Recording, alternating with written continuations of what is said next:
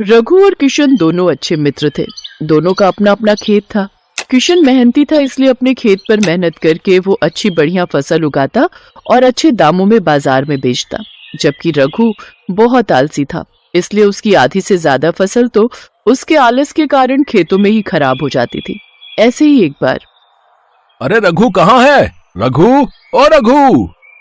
किशन भैया ये तो अभी सो रहे हैं। सो रहा है? पर आज तो हमें फसल काटने के लिए जाना था ना। फसल कब की पककर तैयार हो गई है। अगर 1-2 दिन और नहीं काटी तो सारी फसल खराब हो जाएगी। एक बार बोल देना कि उठेगा तो खेत पर आ जाए। मैं खेत पर जा रहा हूँ। सुबह के समय फसल काटेंगे तो अच्छा रहेगा, शाम को फिर फसल में नमी आ जाती है। बोलना जल्द से जल्द खेत पहुंच जाएगा।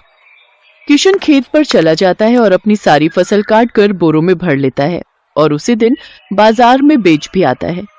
शाम को जब किशन अपनी फसल बेचकर आता है तो रघु अभी भी घर पर ही था। किशन रघु से मिलने जाता है। क्या बात है रघु, तू आज खेत पर नहीं गया? तुझे पता है तेरी सारी फसल खराब हो रही है। अरे यार, आज ना मेरे हाथों में बहुत दर्द हो रहा है। अभी अभी डॉक्टर से दवाई लेकर आया हूँ। समझ नहीं आ रहा कैसे फसल काटूं। सुन, तेरे खेत का तो काम हो गया ना। एक काम कर, तू मेरी थोड़ी बहुत फसल काट दे। बड़ी मेहरबानी होगी। ठीक है, मैं काट देता हूँ। तू आराम कर। रघु को तो काम से बचने का बहाना चाहिए था, पर किशन तो अपनी दोस्ती निभा रहा था। वो अपने दोस्त रघु की मदद करता है, पर देर होने के कारण अधिकतर हिस्सा फसल का खराब हो चुका था।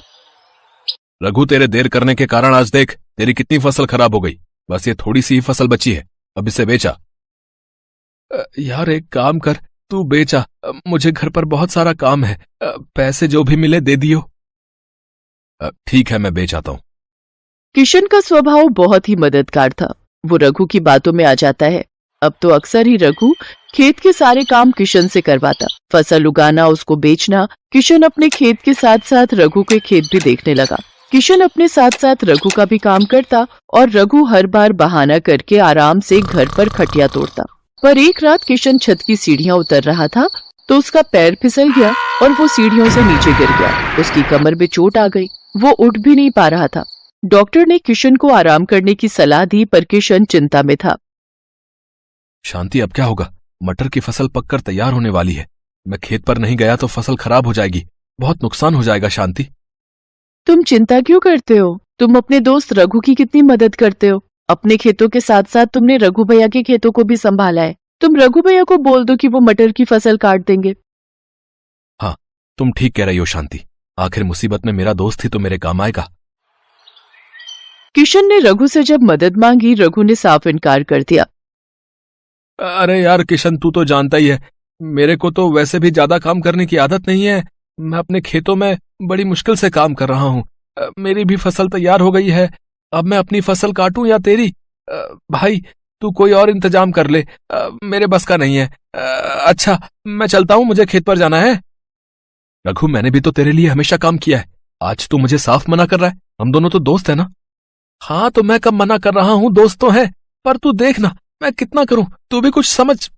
वैसे तुझे कोई जरूरत हो तो मुझे बुला लियो, पर काम के लिए बिल्कुल मत बोलियो। काम मेरे बस का नहीं है। मुझे काम के नाम पर बुखार आ जाता है। मेरे पास फालतू बातों का टाइम नहीं है, मैं जा रहा हूँ। किशन हैरान रह गया। जिस दोस्त के लिए वो हमेशा हाजिर रहता था, आज वही दोस्त मतलबी बन गया। मुसीबत में काम नहीं आया। किशन की आंखों में आंसू आ जाते हैं। उसका साथ देने वाला कोई भी नहीं था। एक दिन किशन हिम्मत करके शांति के साथ किसी तरह खेत पर पहुंचा तो वो हैरान रह गया। उसकी मटर की सारी फसल सड़कर खराब हो गई थी। हे भगवान, मैंने कभी किसी का बुरा नहीं किया, मेरे साथ ही ऐसा क्यों हुआ? मैंने तो मुसीबत के समय अपने दोस्त की हमेशा मदद की थी। आज अगर वो मेरा साथ देता तो मेरी मटर की फसल बच जाती। शांति, अब क्या करेंगे? फसल खराब हो गई है, सब कुछ खत्म हो गया। शांति, लक्ष्मी मैया हमसे रूठ गई। लक्ष्मी मैया, आप तो अन्न धन की देवी हो, मेरी मदद करो मैया। आप सही कह रहे हो। आपने हमेशा रघु भैया की मदद की और उन्होंने मुसीबत में आपकी मदद नहीं की। पर आप भगवान पर भरोसा रखो, सब ठीक हो जाएगा। किशन बहुत रोता है। उसी समय आकाश मार्ग से भगवान विष्णु और देवी लक्ष्मी गुजर रहे थे। माता लक्ष्मी ने देखा कोई दुखी भक्त उन्हें याद कर रहा है। उनकी नजर किशन पर पड़ी। देवी, आपका भक्त आपको याद कर रहा है और आप तो अन्न धन के भंडार भरने वाली हैं। अपने भक्त की सहायता कीजिए देवी। स्वामी, जब भी कोई भक्त मुझे सच्चे हृदय से याद करता है तो मैं उसकी सहायता अवश्य करती हूँ। मेरे आशीर्वाद के रहते धरती पर रहने वाले अच्छे लोगों के साथ कभी गलत नहीं होगा। उनके धन के भंडार कभी खाली नहीं होंगे। किशन बहुत ही दयालु और मैत्री स्वभाव का है। उसके मित्र रघु ने उसके साथ बहुत गलत किया है, पर हर व्यक्ति को उसके कर्मों के अनुसार ही फल मिलता है। किशन ने हमेशा अच्छे कर्म किए हैं, इसलिए उसके साथ अच्छा ही होगा। इतना कहते ही देवी लक्ष्मी आशीर्वाद के लिए अपना हाथ उठाती हैं और देखते ही देखते किशन के खेत में हरे मटर की फसल लहराने लगती है। उसका पूरा खेत हरी हरी मटर से भर गया था। ये देखकर किशन और शांति दोनों हैरान रह जाते हैं। शांति, ये सब क्या है? ये तो कोई जादू प्रतीत होता है। अभी कुछ देर पहले तो मेरे खेत की फसल खराब हो गई थी, पर अब एकाएक खेत में हरे हरे मटर की फसल लहराने लगी है। ये सब देवी लक्ष्मी की कृपा से ही हुआ है। आपने उनको याद किया और उन्होंने हमारी मदद कर दी। अब आप और मैं मिलकर धीरे धीरे सारी फसल काट लेते हैं।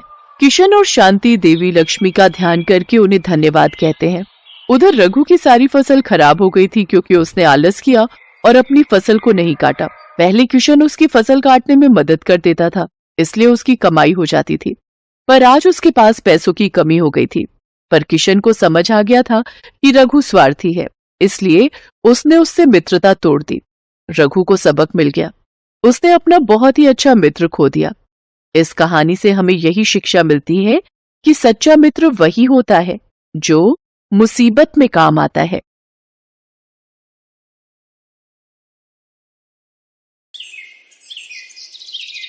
ये कहानी है गरीब सोमू की।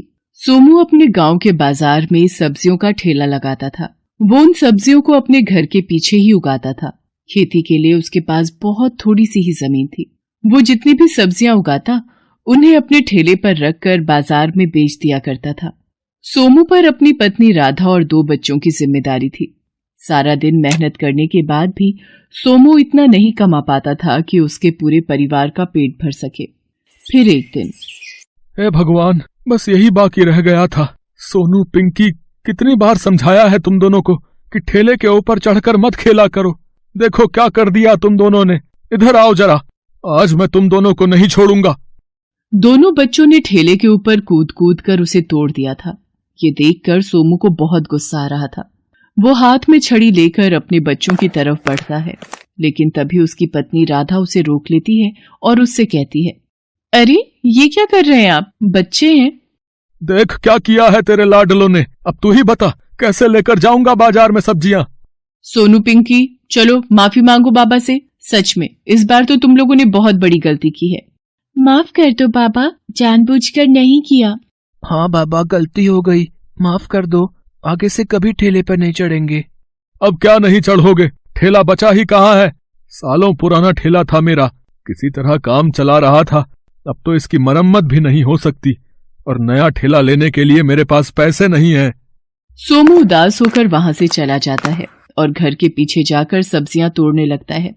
तभी राधा उसके लिए खाना लेकर वहां आती है और सोमू से कहती है, सुनिए जी, धीरज रखिए। ऊपर वाला जब मुसीबत देता है तो उसका हल भी जरूर देता है। कुछ न कुछ कर ही लेंगे। चलो अब ये चिंता छोड़ो और खाना खा लो। यहीं रख दो, खा लूंगा।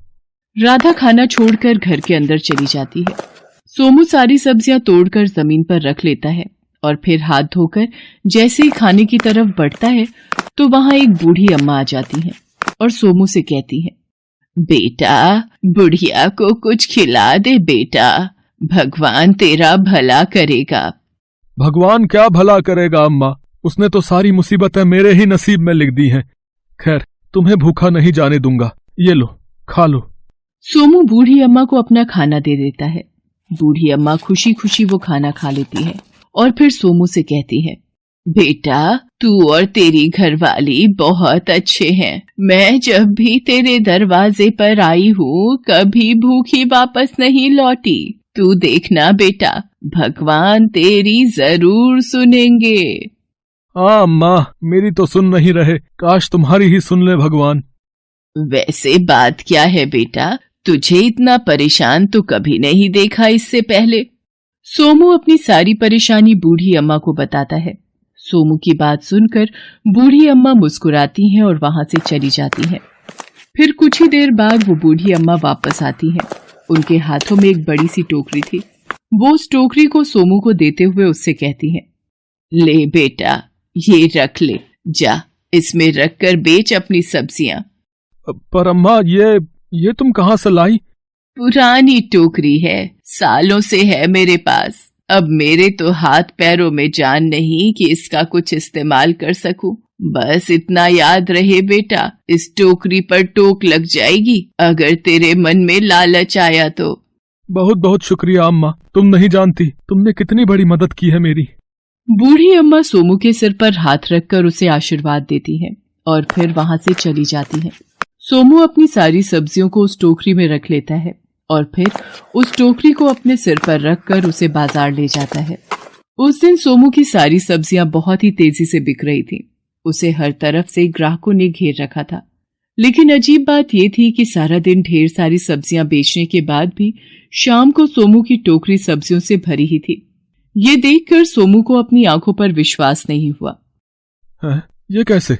मैं तो कब से सब्जी बेच रहा हूँ, फिर ये सब्जियां खत्म क्यों नहीं हो रही? कहीं ये कोई सपना तो नहीं है? सोमू फौरन अपनी जेब में हाथ डालता है। उसकी जेब पैसों से भरी थी जो उसने सारा दिन सब्जी बेचकर कमाए थे। हे भगवान, ये क्या जादू है? सोमू ने टोकरी उठाई और अपने घर की तरफ चल दिया। रास्ते में उसे कई लोगों ने रोका और उससे सब्जी खरीदी, लेकिन फिर भी सोमू ने घर पहुंचकर देखा कि उसकी टोकरी अब भी सब्जियों से भरी हुई थी। सोमू असमंजस में था और सब्जी की टोकरी को घूरे जा रहा था। तभी उसकी पत्नी राधा वहां आ गई और सब्जी से भरी टोकरी को देखकर बोली, अरे ये क्या, आज एक भी सब्जी नहीं बिकी? ये टोकरी तो वैसी की वैसी ही है जैसी सुबह लेकर गए थे। नहीं राधा, बल्कि आज तो पूरे दिन ग्राहक आते रहे, लेकिन कमाल की बात है कि ये टोकरी अभी भी भरी हुई है। मैं यही तो देख रहा हूँ इतनी देर से। है? ये कैसे हो सकता है जी? आपकी तबीयत तो ठीक है ना? हाँ राधा, मैं सच कह रहा हूँ। यकीन नहीं होता तो ये देखो, ये सारे पैसे सब्जी बेचकर ही कमाए हैं मैंने। सोमू अपनी जेब से पैसे निकालकर राधा को दिखाता है। तब जाकर राधा को सोमू की बात पर भरोसा होता है। वो सोमू से कहती है, देखा जी, मैं ना कहती थी भगवान हमारी मदद जरूर करेंगे, तभी तो उन बूढ़ी अम्मा को हमारी मदद के लिए भेज दिया उन्होंने। मुझे तो पूरा विश्वास है ये टोकरी जादुई है, जादुई। हाँ राधा, मुझे भी यही लगता है, लेकिन फिर भी चल एक बार मिलकर खाली करते हैं इसे। सोमू और राधा मिलकर उस टोकरी में से सब्जियां बाहर निकालने लगते हैं, लेकिन उन्होंने महसूस किया कि वो जैसे ही एक सब्जी बाहर निकालते थे, उसकी जगह फिर से वही सब्जी वहां से खुद ब खुद आ जाती थी। वो टोकरी में से सब्जी निकालते रहे और सब्जियां अपने आप बढ़ती रहीं। ऐसे ही कई घंटे बीत गए और सोमू के घर में हर तरफ सब्जियों का ढेर लग गया। वाह राधा, अपनी तो किस्मत खुल गई। ये टोकरी तो सचमुच जादुई है राधा। हाँ, ठेला क्या चीज है, अब तो हम जो चाहे वो खरीद सकते हैं जी। सोमू के पास अब बेचने के लिए बहुत सारी सब्जियां थी। वो गांव के बड़े दुकानदारों को घर बुलाकर अपनी सब्जियां उन्हें बेच देता है। वो लोग खुद ही सोमू के घर से सारी सब्जियां उठवा कर ले जाते हैं। इस तरह सोमू की सारी मुसीबतें एक ही पल में उस जादुई टोकरी ने हल कर दी थी। सोमू और राधा हर रोज मिलकर टोकरी से खूब सारी सब्जियां निकालते और फिर उन्हें बेच दिया करते। इस तरह कुछ ही दिनों में सोमू काफी अमीर हो गया। उसने खुद सब्जियां उगाना छोड़ दिया और अब एक बड़े से घर में अपने पूरे परिवार के साथ रहने लगा।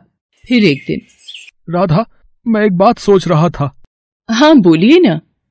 अगर इस टोकरी में सब्जियां कभी खत्म नहीं होती तो दूसरा सामान भी तो खत्म नहीं होगा ना?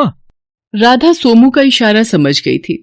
उसने तुरंत अपने गले से सोने का हार उतारकर उस जादुई टोकरी में डाल दिया और फिर कुछ देर बाद जब राधा उस हार को उठाने के लिए आगे बढ़ी तो टोकरी को देखकर चौंक गई। अरे अरे, ये क्या? सुनिए, इधर आइए जल्दी। सोमू जाकर टोकरी में देखता है। वो पूरी तरह से खाली थी। टोकरी में ना तो सोने का हार था और ना ही कोई सब्जी उसमें थी। सोमू और राधा को कुछ समझ नहीं आ रहा था। उन्होंने पास ही रखी एक लौकी उस टोकरी में डाली। वो लौकी टोकरी में डालते ही गायब हो गई। सोमू ने अपना सिर पकड़ लिया। अब उसे बूढ़ी अम्मा की कही आखिरी बात याद आ रही थी। बस इतना याद रहे बेटा, इस टोकरी पर टोक लग जाएगी अगर तेरे मन में लालच आया तो। सोमू समझ गया था कि उसे उसके लालच की सजा मिली है। वो टोकरी अब भी जादुई थी, लेकिन उसका जादू सोमू को अमीर नहीं बल्कि वापस गरीब बनाने के लिए था। हेलो दोस्तों, कैसे हैं आप सब? हमारी कहानियाँ देखने के लिए हमारे चैनल को सब्सक्राइब कीजिए और हाँ, बेल आइकॉन पर क्लिक करना मत भूलिएगा।